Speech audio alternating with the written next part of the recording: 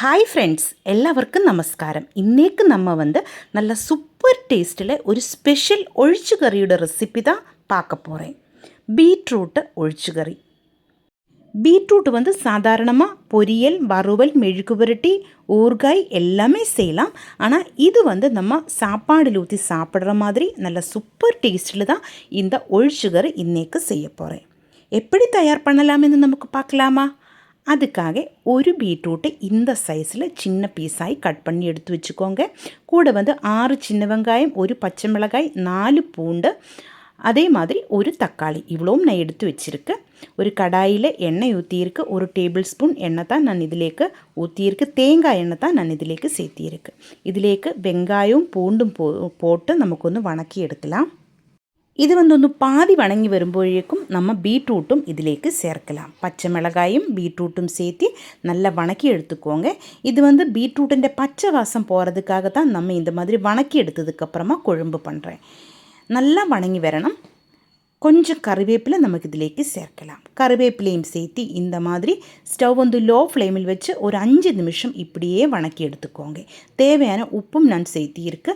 Beetroot இப்போது நல்லா வணங்கி வந்துடுச்சு. இந்த டைமில் நம்ம கட் பண்ணி எடுத்து வச்சுருந்த தக்காளி இதிலேக்கு சேர்த்து அதுவும் நமக்கு வணக்கி எடுக்கலாம். இந்த மாதிரி நல்லா கலர் விட்டு எடுத்துக்கோங்க. இப்போ ஸ்டவ் நான் மீடியம் ஃப்ளேமில் வச்சுருக்கு. நல்லா வணங்கியதுக்கப்புறமா 1/2 டீஸ்பூன் மஞ்சள் தூள் இதிலேக்கு நமக்கு சேர்க்கலாம். மஞ்சள் தூளும் சேர்த்து நல்லா வணக்கியதுக்கப்புறமா இது நமக்கு ஒரு குக்கர்லேக்கு மாற்றலாம். இப்போ நம்ம வணக்கி எடுத்த பீட்ரூட்டை இன்னொரு குக்கர்லேக்கு நான் மாற்றியிருக்கு. அதிலேக்கு 1/2 கப்பு துவரப்பருப்பு நல்லா கழுகியதுக்கப்புறமா இதிலேக்கு சேர்க்கலாம். நம்ம சாதாரணமாக சாம்பார்னெல்லாம் யூஸ் பண்ணுற அதே பருப்பு தான்.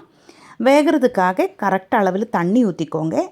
அதுக்கப்புறமா கொஞ்சம் உப்பு கூட நமக்கு இதிலேக்கு சேர்க்கலாம். குக்கர் மூடியதுக்கப்புறமா நமக்கு இது வேக வச்சு எடுக்கலாம்.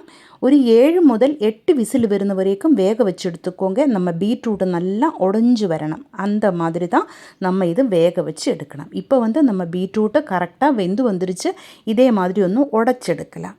இது நம்ம பீட்ரூட்டு வணக்கிய அதே கடாயிலேக்கு நான் ஊற்றி இருக்கு. இது நல்லா கொதிக்க விடலாம். இனி மிக்சியோட ஜார்லேக்கு ஒரு 1/4 கப்பு தேங்காய் இருக்கும். இது இதிலேக்கு நமக்கு 1/2 டீஸ்பூன் மஞ்சள் தூள், 1 டீஸ்பூன் சீரகம், ஒரு பச்சை மிளகாய், ஒரு பூண்டு, இவ்வளோ தான் நான் சேர்த்தியிருக்கு. பச்சை மிளகாய் உங்களோட காரத்துக்கு கரெக்டாக எடுத்துக்கோங்க. இனி ஒரு சின்ன வெங்காயம் இதையும் போட்டு நல்லா நைஸாக அரைச்சி எடுத்துக்கோங்க. நல்லா ஃபைனாகிட்டு அரையணும். இப்போ கொதிச்சு வந்த பீட்ரூட்டு கூட்டிலேக்கு நம்ம தேங்காய் சேர்த்து நல்லா மிக்ஸ் பண்ணி எடுக்கலாம். மிக்ஸியோட ஜாரில் கொஞ்சம் தண்ணி கூட ஊற்றி நமக்கு இதிலேக்கு சேர்க்கலாம்.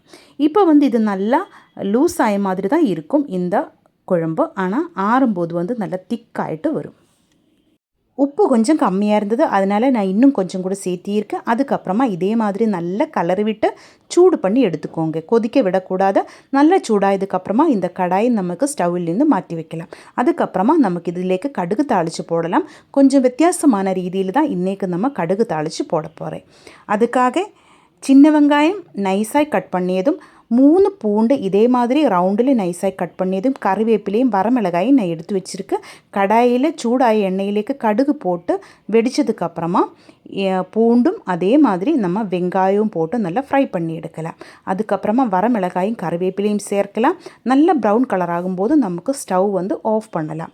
கடைசியில் இதிலேக்கு 1/2 teaspoon Kashmiri chilli powder, 1/4 teaspoon வெந்தயம் தூள், 1/2 டீஸ்பூன் பெருங்காயத்தூள், இவ்வளோ நமக்கு சேர்க்கலாம். இப்போ நான் ஸ்டவ் ஆஃப் பண்ணியிருக்கேன். நல்ல கலரை விட்டு வணக்கி எடுத்துக்கோங்க. அதுக்கப்புறமா இது நம்ம குழம்புலேக்கு சேர்த்து ஒரு 2 நிமிஷம் அப்படியே வச்சிடலாம். அதுக்கப்புறமா நல்லா கலரை விட்டு எடுத்துக்கோங்க. நல்ல சூடாய இந்த குழம்பிலேக்கு நம்ம கடுகு தாளிச்சது சேர்த்து 2 நிமிஷம் அப்படியே வச்சதுக்கப்புறமா நமக்கு கலர் விட்டு நல்லா மிக்ஸ் பண்ணி எடுக்கலாம். இப்போ பாருங்க, நம்ம சூப்பர் டேஸ்ட்டில் பீட்ரூட்டு ஒழிச்சுக்கறி ரெடி ஆகிருக்கு. நான் சொன்ன மாதிரி நம்ம எப்போவுமே பொரியல், வறுவல், மெழுகு புரட்டி, ஊறுகாய் அந்த மாதிரி எல்லாம் தான் செய்வாங்க. ஆனால் இந்த மாதிரி ஒரு ஒழிச்சுக்கறி செஞ்சு சாப்பிட்டு பாருங்கள். நல்லா சூப்பர் டேஸ்ட்டாக இருக்கும். கண்டிப்பாக நீங்கள் ட்ரை பண்ணி பாருங்கள். இந்த வீடியோ உங்களுக்கு பிடிச்சிருந்தால் சேனல் சப்ஸ்கிரைப் பண்ணுங்கள், லைக் பண்ணுங்கள், கேரளா ரெசிபீஸ் பிடிக்கிற உங்கள் ஃப்ரெண்ட்ஸுக்கெல்லாம் நீங்கள் இந்த வீடியோ ஷேர் பண்ணி கொடுங்க. ஹைப் பண்ணி கொஞ்சம் சப்போர்ட் பண்ணுங்க. உங்களுடைய ஃபீட்பேக்கு கமெண்ட்டில் எழுதி போடுங்க.